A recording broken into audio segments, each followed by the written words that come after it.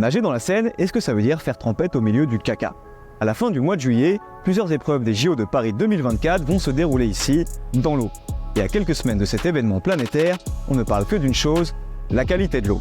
La Seine est-elle suffisamment propre? L'état alarmant des eaux de la Seine. La qualité de l'eau est impropre à la baignade. Plusieurs associations et athlètes s'inquiètent du seuil de bactéries fécales trop élevé et réclament un plan B. Mais les organisateurs et la mairie de Paris ne veulent pas déplacer les épreuves. Alors la Seine, spot de baignade ou terrain de jeu pour microbes, on vous explique. La baignade dans la Seine, c'est un peu un vieux serpent de mer, car avant d'être interdite, elle a été pratiquée pendant très longtemps. Sur cette toile qui date de 1821, exposée au musée Carnavalet, on peut voir de nombreux Parisiens piquer une tête dans le fleuve. Une activité prisée à l'époque, et qui a perduré pendant plusieurs siècles. Mais en 1923, c'est la douche froide pour les baigneurs. La baignade en Seine est tout simplement interdite sous peine d'amende. En cause, les dangers de la circulation fluviale, mais aussi la pollution du fleuve. Si quelques Parisiens tentent encore d'y plonger les années qui suivent, la baignade dans le fleuve se perd peu à peu, notamment avec la multiplication des piscines terrestres. À cela s'ajoute le développement de la voiture et la transformation des quais de Seine en routes très fréquentées. Pendant plusieurs dizaines d'années, le fleuve est surtout réservé aux bateaux, et la Seine retrouve peu à peu l'image d'un fleuve sale et dangereux. Mais à la fin des années 80, le sujet de la baignade refait surface. En 1988, c'est un certain Jacques Chirac, alors maire de Paris, qui s'empare du sujet. Et il ajoute un peu plus loin, aujourd'hui les poissons de Seine sont parfaitement consommables et il dit enfin le nombre, la variété des espèces représentées est en constante augmentation. Au dernier recensement, plus de 25 poissons différents trouvaient des conditions de vie adéquates dans la Seine. Voilà pourquoi j'affirme que l'on peut rendre un fleuve propre. Et j'ai d'ailleurs indiqué que dans 3 ans, j'irai me baigner dans la Seine, devant témoins, pour montrer que la Seine est devenue un fleuve propre. 3 ans plus tard, pas de Jacques Chirac en maillot de bain sur les quais. Il faut attendre 2014 pour que l'idée soit à nouveau émise par la mairie de Paris. Cette année-là, en campagne pour diriger la ville, Anne Hidalgo promet un plan nager à Paris. En 2017, des bassins éphémères voient le jour à la Villette. Une opération qui connaît un succès et qui est reconduite les années suivantes. 7 ans plus tard, c'est un événement tout autre ampleur que s'apprête à accueillir la ville de Paris. Les Jeux Olympiques et Paralympiques 2024. Un événement sportif planétaire au cœur duquel se trouve la Seine. Une cérémonie d'ouverture hors norme où 10 500 athlètes vont défiler sur le fleuve. Un défi de taille, mais peut-être pas le plus gros. Pour cette édition 2024, 3 épreuves vont se dérouler dans la Seine. Le triathlon, le paratriathlon et la natation marathon. Et c'est là que les choses se corsent.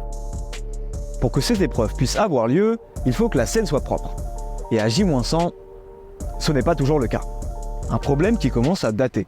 En août 2023, le COJOP a organisé 5 épreuves tests pour s'assurer de la faisabilité de ces épreuves dans les bonnes conditions. Résultat, 3 épreuves ont été annulées. On a trouvé des concentrations de pathogènes qui étaient supérieures au seuil réglementaire qui autorise les nageurs à nager. Et du coup, c'est pour ça que les épreuves tests ont été annulées pour assurer la sûreté des nageurs. Mais pourquoi la Seine est-elle polluée? Eh bien, pour plusieurs raisons. La Seine est un fleuve qui a un débit faible. Si on veut comparer la Seine au Rhône ou au Rhin, le Rhône et le Rhin, c'est des fleuves qui sont alimentés par les glaciers des Alpes. Donc ils se mettent à sérieusement fondre vers le mois d'avril-mai et le débit du Rhin et du Rhône il monte et on va avoir un débit élevé. En Seine, on n'a pas du tout cette chance-là.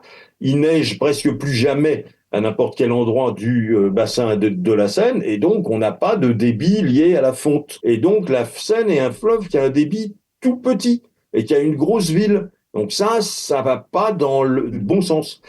Mais le débit de la Seine n'est pas la seule raison. L'un des principaux problèmes, c'est la pluie. À Paris, le réseau est unitaire, c'est-à-dire que toutes les eaux sont évacuées au même endroit. Comme dans d'autres villes, l'eau de pluie n'est pas absorbée par le sol. Elle s'écoule dans le réseau d'égouts avec les eaux usées. En temps normal, ces eaux usées ont le temps de cheminer vers des stations d'épuration avant d'être relâchées. Mais quand il pleut beaucoup, voire vraiment beaucoup, les égouts peuvent déborder dans les rues de Paris. Pour éviter cela, on déverse une partie dans la Seine via un des 44 déversoirs situés dans la capitale. Au total, plus de 2 millions de mètres cubes sont rejetés par an. Résultat, le fleuve se retrouve pollué par des eaux usées. Ces eaux usées contiennent non seulement les eaux ménagères, celles qui proviennent de votre salle de bain ou votre cuisine, mais aussi les eaux vannes, c'est-à-dire les eaux rejetées par vos toilettes. Et dans les toilettes, on retrouve évidemment de la matière fécale. Qu'est-ce que ça fait les bactéries indicatrices fécales, là, les Escherichia coli et les entérocoques? Ça fait pratiquement rien. Ces bactéries, si on travaille avec, c'est parce qu'elles sont indicatrices d'une contamination fécale. Mais si on les détecte, ça veut dire qu'il y a des animaux à sang chaud qui ont fait caca il n'y a pas longtemps. Si les gens qui ont produit ces matières fécales sont malades, ils sont porteurs des virus, et donc il y a toutes les chances qu'on retrouve les mêmes virus en Seine. Donc c'est pour ça qu'on se sert de ces indicateurs, parce qu'ils se mesurent bien, c'est assez facile à faire, et donc on le fait en nombre. Mais les pathogènes véritables, sauf dans quelques rares cas, c'est pas eux. Le trouble majeur, ça va être une gastro-entérite. Donc vous allez avoir quelques nausées, un peu de diarrhée, plus ou moins. Enfin, elle peut être grave ou moins grave, hein, voilà. Ça, c'est le risque principal lié à la contamination fécale.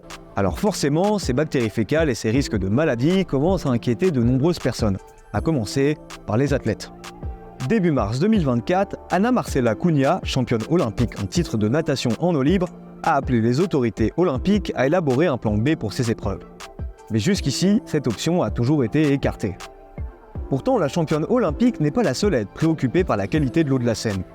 Début avril, l'ONG Surfrider a publié les résultats d'une campagne de tests réalisée sur l'eau du fleuve, là où vont se dérouler les 3 épreuves des JO. Selon l'Organisation de protection des océans et cours d'eau, l'eau de Seine est dans un état alarmant. Sur 14 prélèvements, on est à 13 au-dessus des seuils recommandés, notamment dans le barème des fédérations sportives, par rapport en fait aux risques sanitaires encourus par les sportifs s'ils sont en présence, en contact en tout cas, de ces germes fécaux dans l'eau. Donc au-delà d'avoir ces germes fécaux, c'est que c'est des indicateurs. Donc ça veut dire qu'il peut y avoir d'autres bactéries qui, elles, peuvent être potentiellement dangereuses.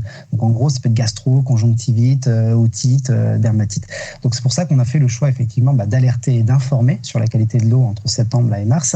Et comme on savait que les quais allaient être fermés, on demandait à la mairie et aux différentes autorités de nous donner en fait accès, quitte à ce que eux soient également présents, pour qu'on puisse faire nous-mêmes aussi nos prélèvements et voir si les dispositifs qui vont être mis en place, on parle du bassin de rétention, on parle des stations d'épuration qui vont être aussi améliorées sur certains points de traitement, ont un effet effectivement bénéfique sur la qualité de l'eau et de leur rejet au niveau des épreuves qui vont avoir lieu entre juillet et septembre.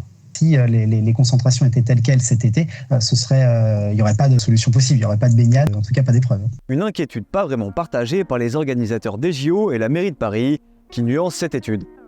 Surfrider est venu voir la ville de Paris avant leur prélèvement. On leur a dit que, évidemment, les résultats qu'ils allaient faire ne seraient pas de qualité suffisante pour atteindre le seuil de baignade, pour plusieurs raisons. Parce que d'abord, ce n'est pas une période qui nous intéresse en termes de relevé, parce qu'il n'y aura pas de baignade organisée ni pendant les épreuves des Jeux, ni en héritage, parce que ça se fera en juillet et en août, et non pas de fin septembre à début mars, qui correspond à une période hivernale. Pendant l'hiver, évidemment, il pleut beaucoup plus, et qu'en plus, nous n'avions pas encore les outils de régulation qu'on va avoir avec le bassin d'Austerlitz et d'autres équipements qui sont construits en amont de Paris. Pour assurer une bonne qualité de l'eau de la Seine, l'État et la municipalité ont investi massivement 1,4 milliard d'euros pour le plan baignade. Pour mieux comprendre, on s'est rendu sur place, au bassin d'Austerlitz, une énorme cuve qui permettra de stocker jusqu'à 50 000 m3. Nous sommes ici dans le fond de bassin du bassin Austerlitz, qui est un ouvrage de 50 mètres de diamètre, de 30 mètres de profondeur, dont la vocation principale est de pouvoir stocker des eaux pendant les épisodes pluvieux intenses, de manière à éviter des déversements dans la Seine. Un ouvrage important, mais qui n'est pas forcément la solution à tout. Alors effectivement, on a réduit les volumes de déversement de 20 millions de mètres cubes par an du réseau d'assainissement parisien dans la Seine parisienne entre la fin des années 90 à aujourd'hui d'un facteur 10. Et on cherche à diminuer drastiquement encore ces quantités. Mais presque maintenant, on s'attache encore davantage à un objectif de fréquence, c'est-à-dire de repousser en fréquence les besoins de déversement dans la Seine, puisqu'on sait qu'il y aura toujours des épisodes pluvieux très intenses.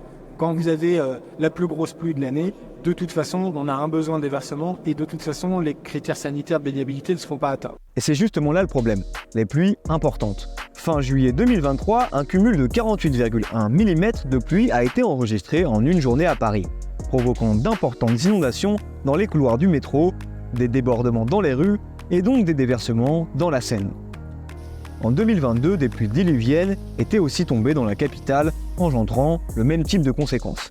Difficile donc en 2024 de ne pas envisager que cela puisse se produire sur la période des JO. On est sur un sport en extérieur, donc le sport en extérieur, il y a, comme tous les sports en extérieur, parfois des aléas climatiques.